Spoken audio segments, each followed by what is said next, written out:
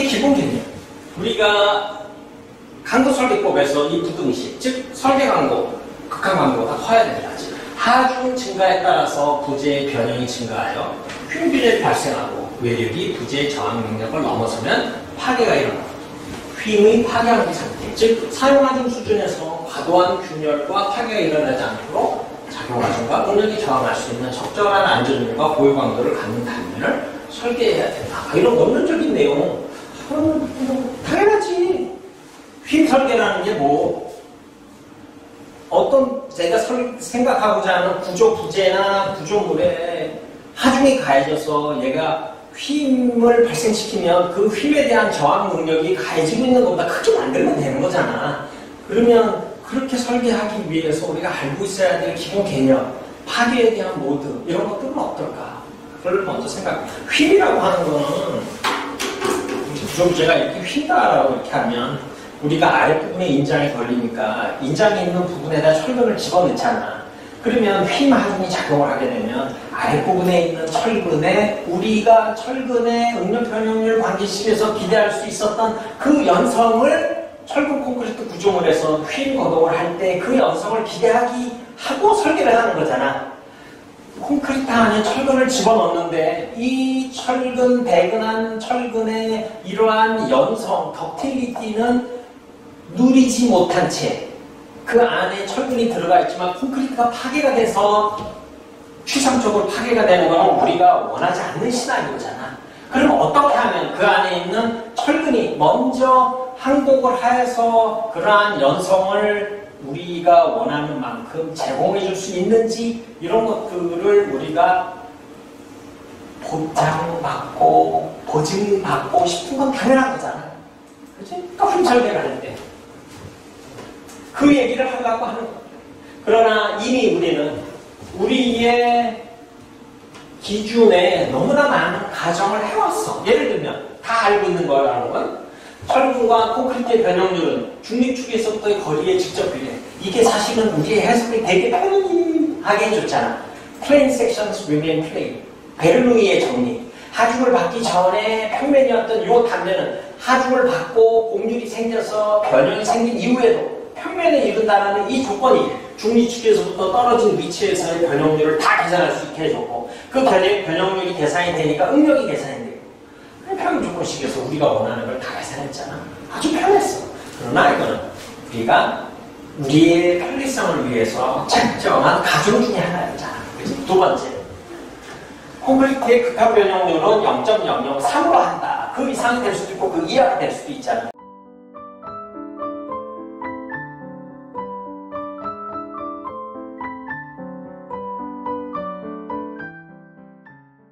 이 값으로 우리가 가정을 해서 하고 그 다음에 철근은 비례한계, 그 다음에 탄성한계, 상항복종, 하항복종, 영구변형을 지나가지고 변형률 경화현상, 얼티밋 브레이킹 포인트까지의 이 다양한 변화 과정에서 우리는 완전 탄성, 완전 소성이라면서 이 많은 부분들을 쳤지.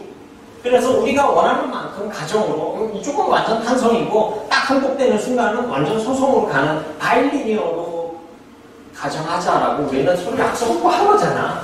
그 과정도 사용을 했고 콘크리트 인장 강도는 일단 균열이 난 이후에는 콘크리트 인장 강도는 하나도 저항하지 못한다 라고 가정을 했지.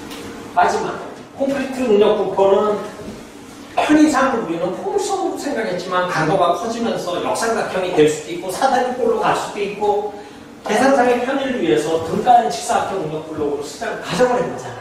이렇게 많은 기본 가정을 우린 베이스에 깔고 간다. 그러니까 이렇게 해서 얻어지는 모든 설계가 이거는 완벽한 정해의 아주 리거러스한 그런 설계다, 해석이다라고 얘기하기는 대단히 어려운 거지. 이렇게 많은 우리의 편리성을 위해서 설정해 놓은 이 많은 가정들을 어떻게 할까? 그러나 우리가 설계하고 있는 다양한 스케일의 구조물의 관점에서 봤을 때 여기에 명시된 기본 가정 정도는 문제없을 거다라고 생각을 해서 흉설계를 가게 되는 거죠. 자, 답안지에 굉장히 익숙할 거예요. 여기 봐봐. B, D. 그 다음에 나비 넥타이 항상 먼저 그리라고 했지. 네, 콘크리트 콘크리트의 압축부의 극한 변형률 0.003에 도달을 하고 그 다음에 응력 무게식을 이렇게 그려냈어요. 자, 지금부터 5분만 집중하자. 이 그림을 자세히 봐봐.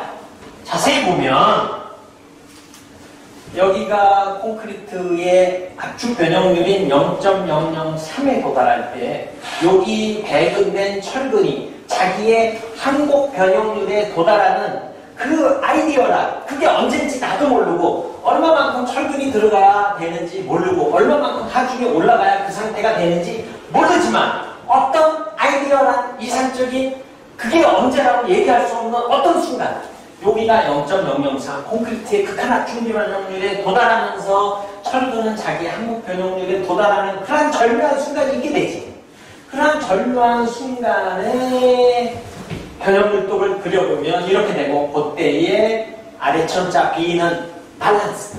얘가 자기의 극한 압축 변형률인 0.003에 도달할 때 얘는 자기의 항복 변형률에 도달하는 그 시점을 우리가 균형 상태라고 정의를 한다면 그 밸런스드 된 컨디션이라고 본다면 아래천자 B를 써서 요때의 중립축의 위치를 CB라고 하고 요때의 직사적 응력 블록의 깊이 A를 AB라고 하고 요때에 작용한 그때의 철근비를 ASBFI라고 가정을 해보자 이거지. 여기가 0.003에 도달할 때 여기 철근의 변형률이 자기 항복 변형률에 도달하는 이 균형 철근 상태가 바람직하다? 바람직하지 않다. 그렇지? 바람직하지 않지?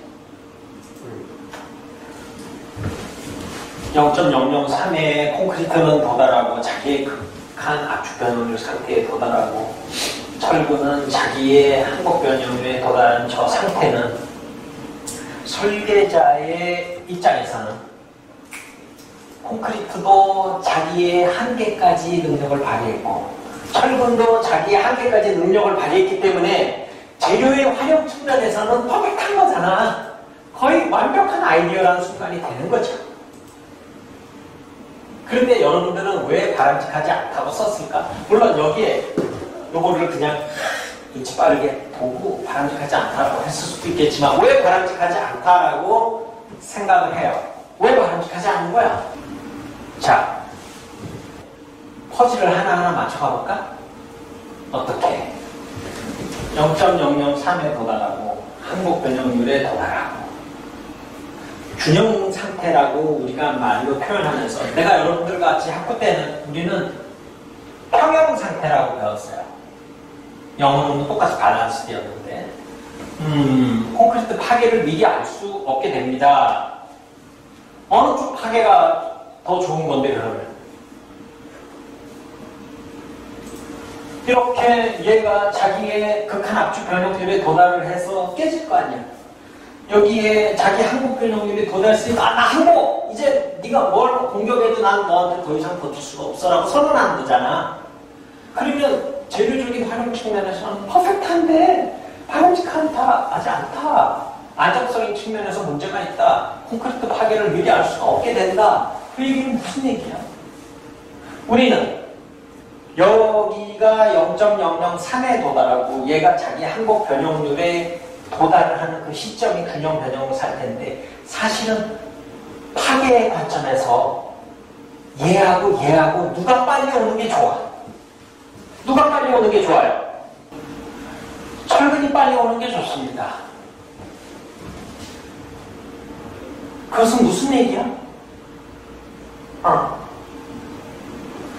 얘가 0.003에 도달하고 얘가 자기 항복 변형률에 도달하는데 동시에 와야 되는 그 상태가 균형 변형을 살 텐데 바람직하지 않은 이유는 철근이 먼저 항복을 하면 우리가 예상했었던 연성을 기대할 수 있는데 운이 없어서 또는 뭐 여러분들이 양해를 해준다면 정말 재수가 없어서 얘가 먼저 깨진다면 이 구조 문제는 콘크리트가 추상적으로 먼저 깨지면서 깨지잖아.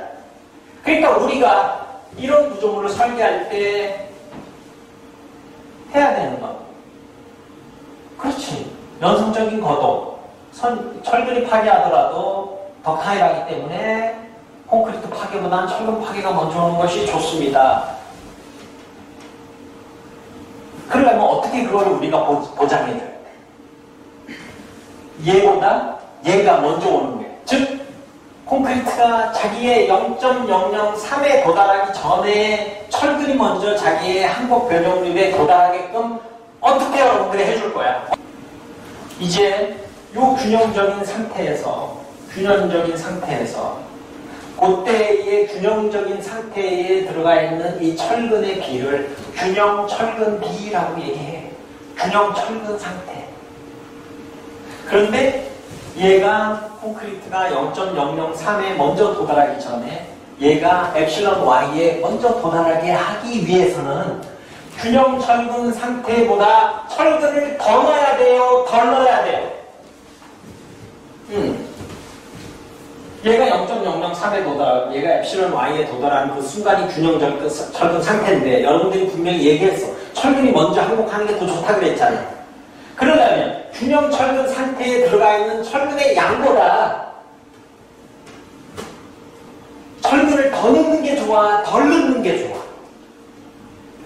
우리가 보통 생각했을 때는 어떻게 해? 필요한 철근 양보다 철근도 많이 넣으면 안전할 것 같고 좋지. 그런데 지금 대부분의 학생들이 철근을 덜 넣는다라고 얘기를 하는 거잖아. 군인들이 10명이 엄청나게 무거운 콩나무 체조를 이렇게 한단 말이야. 10명이. 그런데 한 사람이 너무 지쳐갖고 그만 콩나무를 잡고 대롱대롱 매달려 있어. 그러면 10명이 해서 이거를 해야 되는 건데 갑자기 9명이 되어버렸네. 또 한 사람이 지쳐버려갖고 철근이 실질적으로는 8개밖에 없으면 철근이 10개 있을 때보다 8명이 이걸 해야 되니까 더 빨리 지치겠어? 더 늦게 지치겠어? 더 빨리 지치지. 그러면 균형 상태에 들어가 있는 철근보다 철근을 빼면 이 안에 있는 철근이 훨씬 더 빨리 항복점에 도달할 수가 있을 거 아니야. 그래서 철근을 더 넣어요. 그래서 철근 콘크리트 설계는 머릿속에 딱 집어넣어요. 철근 콘크리트 설계에는 균형 철근 상태로 설계하는 것이 아니라 균형 철근 상태에서 철근을 뺀 under reinforced 과소 철근 상태로 설계를 합니다. 이제부터 여러분들이 보는 모든 RC의 설계는 과소 철근 상태가 되는 거예요. 아, 그런 이유가 그것 때문이구나 라고 여러분들이 무릎을 딱 칠 수가 있다면 오늘 강의는 100% 성공합니다.